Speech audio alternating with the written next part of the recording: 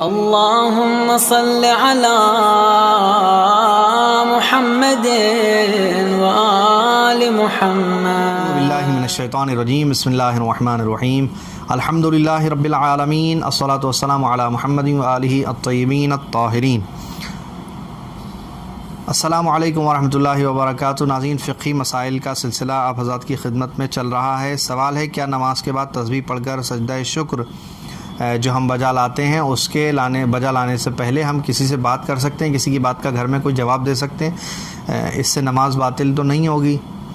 جی ناظرین، آپ سب جو جانتے ہیں، جو نہیں جانتے ہیں انہیں جاننا چاہیے کہ نماز، ادھر آپ نے کہا السلام علیکم ورحمۃ اللہ وبرکاتہ، اللہ اکبر اللہ اکبر، اللہ، ختم نماز، سلام کیا، نماز ختم ہو گئی۔ اب آپ جو ہیں وہ تسبیح پڑھتے ہیں، یہ نماز کے تعقیبات ہیں، نماز کے عقب میں، نماز کے بعد جو چیزیں آتی ہیں یہ مستحب ہے، دعا ہے، تسبیح ہے، مستحب کوئی نماز ہے، سجدہ شکر ہے، جو بھی ساری چیزیں ہیں یہ نماز کے بعد نماز کے مستحبات ہیں، جن کا نماز سے کوئی تعلق نہیں، اصل نماز کا جز اور حصہ نہیں ہے۔ یعنی اگر آپ نے السلام علیکم ورحمۃ اللہ وبرکاتہ نماز تمام کر دی، اس کے بعد تسبیح سے پہلے یا تسبیح کے بعد بھی، سوال یہ ہے کہ تسبیح کے بعد اور سجدہ شکر سے پہلے اگر کسی سے بات کر لی، تو میں کہتا ہوں تسبیح سے پہلے یا تسبیح کے بعد بھی اگر کسی سے بات کی، کوئی حرج نہیں ہے، آپ جو ہے وہ نماز آپ کی ختم ہو چکی ہے۔ پروردگار قبول کرے ہم سب کی نمازوں کو، وہ نماز کا حصہ نہیں ہے۔ اس کے بعد سوال ہے، کیا دسترخوان امام حسن علیہ السلام کی نظر میں بکرے کا گوشت ہونا ضروری ہے؟ یہ بہت اچھا سوال کسی نے کیا ہے۔ دیکھیے، یہ رائج ہے، کئی جگہ پر لوگ اور خواتین گھروں کے اندر کہتی ہیں کہ نظر دلا رہے ہیں امام حسن علیہ السلام کا دسترخوان ہے تو ضروری ہے کہ گوشت بکرے کا ہونا چاہیے۔ میں ایک غریب گھر کی ایک جو ہے وہ اپنے مسلمان بھائی کے گھر کی ایک چھوٹی سی داستان آپ کو میں بتاؤں۔ ان کے گھر پہ میں کھڑا تھا، انہوں نے ایک مختصر سے پیسے دے کے اپنے بیٹے سے کہا کہ بھئی جاؤ بکرے کا گوشت لے آؤ۔ ان کے بیٹے نے کہا کہ 50 روپے میں بکرے کا گوشت نہیں آتا ہے، کہا کہ ہمیں نظر دلانا ہے، امام حسن علیہ السلام کی دسترخوان کی نظر دلانا ہے، اور وہ تو فلاں خاتون نے کہا ہے کہ یہ تو جو ہے وہ بکرے کے ہی گوشت پر ہوتی ہے۔ تو میں نے اس بات کو سنا اور میں نے کہا نہیں، ضروری نہیں ہے بکرے کے گوشت پہ نظر ہو، نظر جو ہے وہ دال روٹی پہ بھی ہو سکتی ہے، گوشت مرغے پہ بھی ہو سکتی ہے، جو آپ کے گھر میں بنائے، آپ محبت سے، مولا کی عقیدت ہے، محبت ہے، آپ جو ہے نظر دلانا چاہتی ہیں، کسی بھی چیز پہ نظر دلا سکتے ہیں۔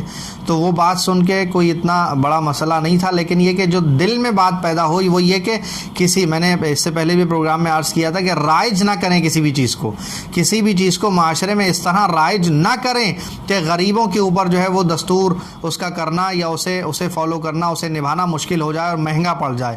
کبھی بھی نہیں، ہرگز نہیں ایسا کرنا چاہیے۔ آپ کے پاس گنجائش ہے، آپ بکرے کا گوشت روز کھائیے، روز مولا کی نظر دلائیے، لیکن یہ کہنا کہ نظر صرف بکرے ہی کے گوشت پہ ہوتی ہے تو ایسا کچھ بھی نہیں ہے۔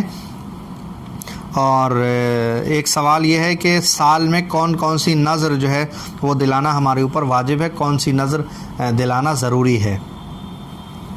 یہ جو نظر ہم دلاتے ہیں کسی معصوم کی ولادت پر یا جو ہے وہ شہادت پر، یا 8 محرم کو مولا غازی کی نظر، یا کسی بھی، یہ جو نظریں ہیں یہ ساری نظریں ہمارے محبت کا اظہار کرتی ہیں کہ ہم مولا سے محبت کرتے ہیں۔ ان کی محبت میں شیرینی کھلانا، ان کی محبت میں مومنین کی دعوت کرنا، ان کی محبت میں نظر و نیاز کا سلسلہ قائم کرنا، ٹھیک ہے، یا بریانی بنانا، کوئی بھی چیز کھلانا بہت ثواب رکھتا ہے، بہت اچھی بات ہے۔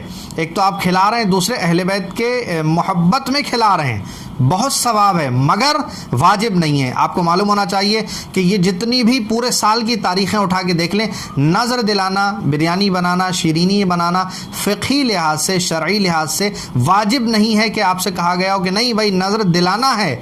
نہیں، آپ نظر دلا رہے ہیں، بہت اچھی بات ہے، نظر کی مخالفت نہیں کر رہا ہوں، نظر دلانا اچھی بات ہے، ثواب کا کام ہے، لیکن واجب نہیں ہے۔ ہمیں یہ سمجھنا ہوگا کہ کیا واجب ہے، کیا مستحب ہے، کیا مکروہ ہے، کیا حرام ہے، کیا مباح ہے۔ بھئی اگر واجب اور مستحب کا فرق اگر آج ہمیں پتہ ہوگا، تبھی تو ہم جو ہے، اگر وقت کی تنگی، وقتی نزاکت یا اقتصادی حالات کا اچھا موڑ نہیں ہے، تب ہم مستحب چیز کو چھوڑ سکتے ہیں، اور اگر واجب ہے تو اسے انجام دیں گے۔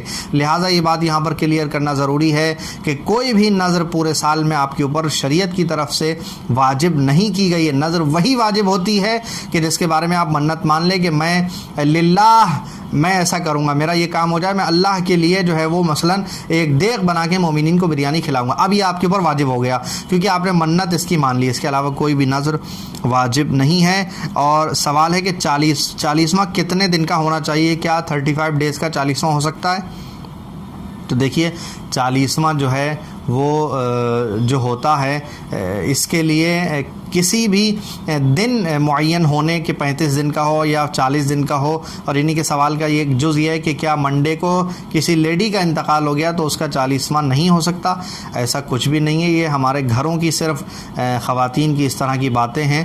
40واں کسی بھی دن ہو سکتا ہے. 40ویں کی شرعی اور فقہی کوئی حیثیت نہیں ہے. شریعت نے نہیں کہا کہ آپ 40واں کریے.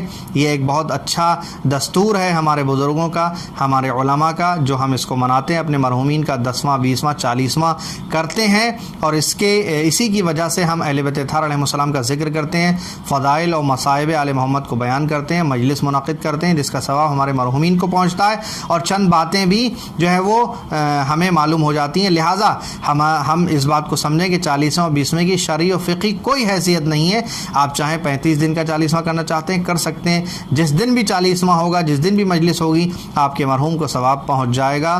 وہ 35 دن کا ہو, 40 دن کا ہو, 42 دن کا ہو. شرعی اور فقہی 40ویں 20ویں 10ویں کی کوئی حیثیت نہیں ہے. کہیں سے کوئی حکم نہیں آیا کہ آپ کو یہ منانا ہے اور یہ کرنا واجب ہے.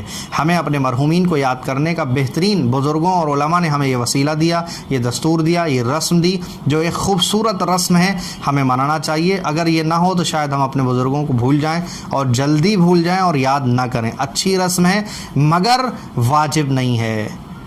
دعا میں یاد رکھیے گا. والسلام علیکم ورحمۃ اللہ وبرکاتہ.